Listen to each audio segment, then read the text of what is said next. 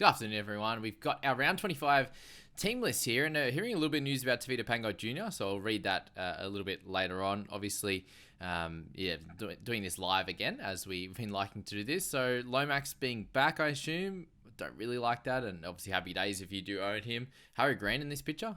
Worried that means a resting.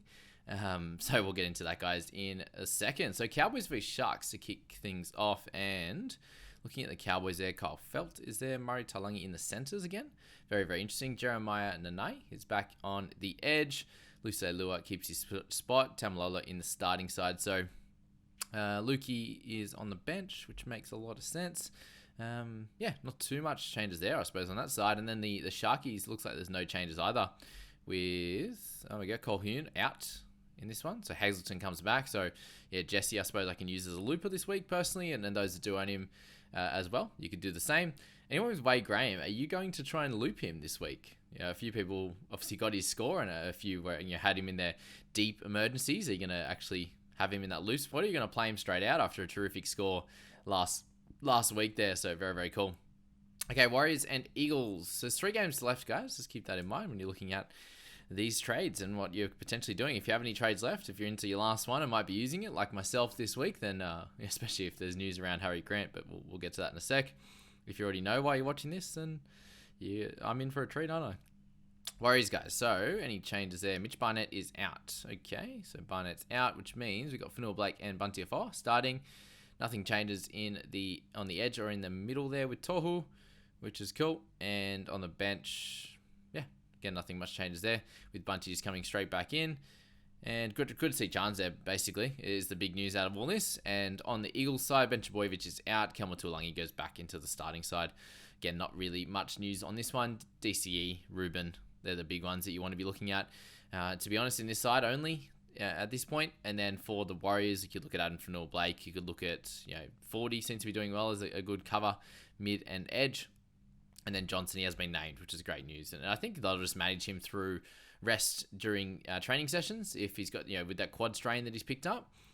He still played last week. It seems to be fine. It just seems to be those, full-length kicks. It's funny that the goal kicking seems to be the issue rather than like kicks in play. It seems a very similar motion, especially if they're kicking long rather than like a bomb, which is obviously the leg would go higher rather than driving through a little bit more. So very interesting on that, but very glad to see him in that side.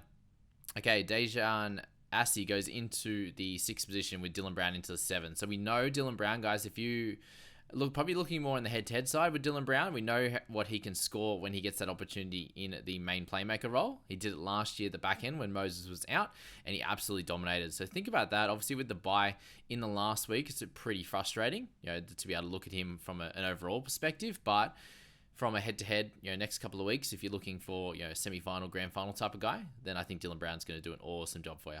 I really think so. Looking into the forwards there, you've got Regan Campbell-Gillard returning. Hopgood on the edge. What is going on here? They still don't want to play Ryan Madison on the edge, where he's such a better player. So I'm not sure about this pick. Hopgood on the edge.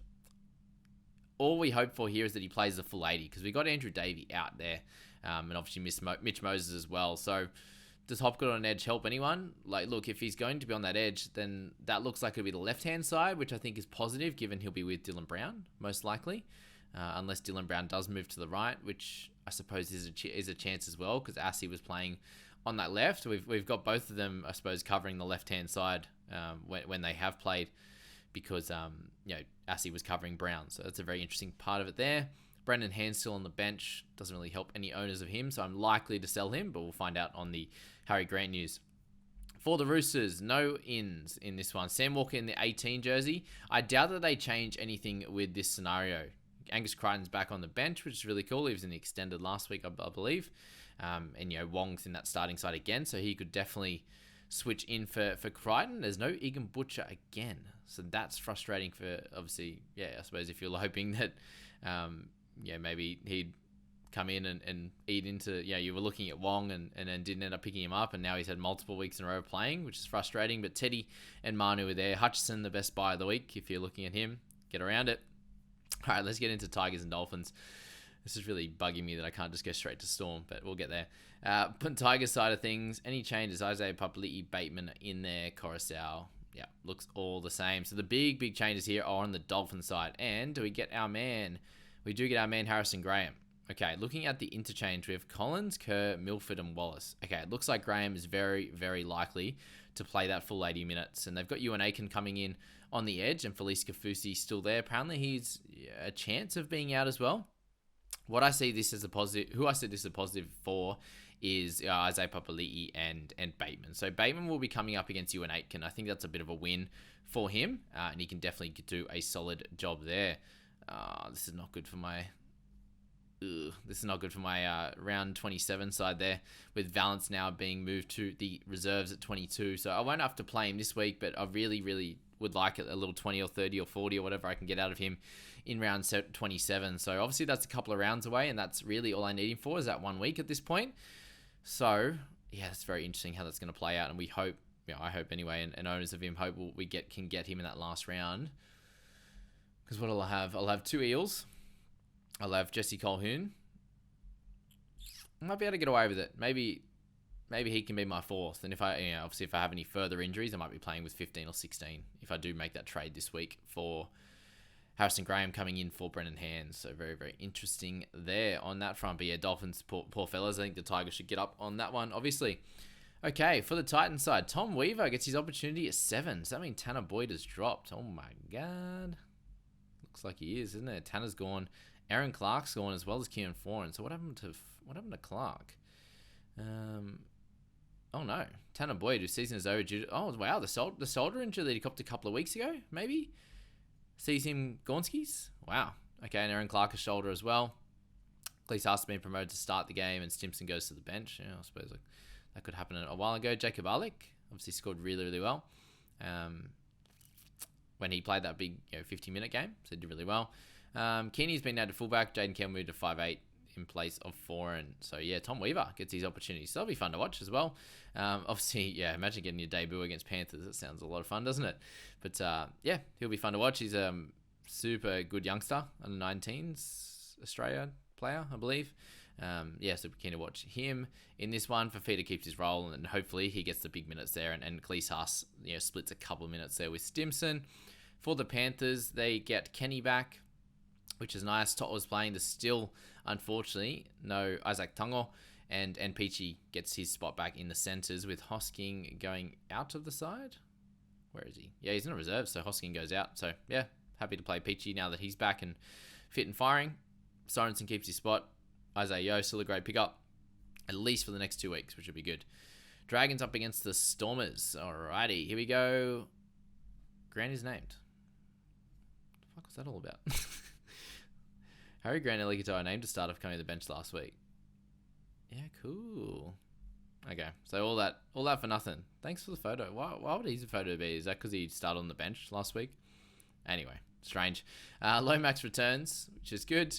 Francis Molly back from his concussion. Awesome. Michael moved to lock. Masilla to bench. Toby Couchman to 18th man. Fair enough. So Storm, no changes for them, with our man Pappenhausen returning to Queensland Cup. I believe one more. Is that what it said? Hold on 1 second. Just got out of it. Pap is still not around. Okay. That's fine. Hopefully another full week, 80 minutes for him, and he'll be fit and firing. Good stuff. I think we'll see him probably in the last round or next round there. Will be the play. For the Knights, Hastings actually been named. So that's great news for the injury that he copped. And it sounds like those ones that are super painful, a lot of the time they don't end up being that bad for you, which is a good thing, obviously, and his season isn't over, which is good. For the reserves on the Bunnies, Tyrone Munro's still there, so he has not grabbed that spot, unfortunately. Then I know a few people with Lemuelu or being able to move Garrick around and these kind of players there aren't able to have Munro as that slot in, which is tough. If you're looking at Rabbitohs players now, the Murrays, the Latrells, they do have a bye into round 26, so maybe avoiding them could be the answer there. Dane Gagai, a terrific pickup, obviously, as a guy that could go boom over these last few weeks. So same with that of Jesse Ramian. We saw that last week. He has those games in him. Same with a Tony Staggs. He very much has those massive games in him there. For the Raiders up against the Doggies. All right, what do we got here on the Raiders side? We see Croker coming back, which is awesome news given he's going to be retiring at the end of the year. We don't have any other changes with Taps and Horsburgh still there, which is great. Ethan Strange does come out, obviously, for Croker. Jacob Preston out. He took the early plea, so he'll be out for a couple of weeks, I believe. So that's that there. Harrison Edwards ends up going into the reserve. So, okay, there's some news that Tevita Pango Jr. is retiring. Like, he's done with the NRL. Maybe that was just for the end of the season. I'll have to find out more, but that was just quickly what popped up on Facebook there. Supercoach, NRL Supercoach put it up there. So that's that. But Harrison Edwards gets dropped, which is interesting. Liam Knight's going to start with Max King, surely. There was someone mentioned in the comments before the game, actually, that apparently he was dealing with tonsillitis. So maybe that's why he was absolutely gassed and only played the 42 minutes. I hope that's the case, because I'll probably be using him as a looper. I'll see how Penasini goes. I'll see how Harrison Graham goes. And hopefully I don't have to play Kingy. But if I do, that hopefully he's fit. And he'll get some big minutes here with Corey Riddell filling in for Preston. We know he's a bigger minute guy, so it's good to get him out of the middles there, I think. And Raven Fatala-Mariner is back. So I hope that Max King gets the bigger minutes this week for my fantasy squad. So that's all. That's the team list. It's actually, weren't too many crazy things. The Tanner Boyd one's a tough one.